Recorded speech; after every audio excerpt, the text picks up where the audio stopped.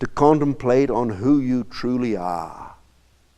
If you know who you are, not this is my name, this is my body, this is my family, this is my culture, my country, my nationality, my gender.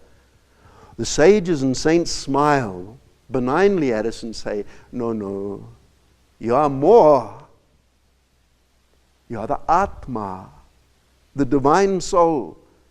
And when you talk about yoga in the world today, many think yoga is to do with Hatha yoga and the derivatives of Hatha, physical yoga, the asana, the spinal twist, the up dog, down dog, Surya Namaste, and so on.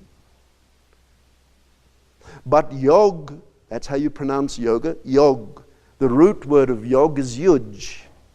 And yuj means to unite the Atma, the soul, with the Paramatma, the divine soul.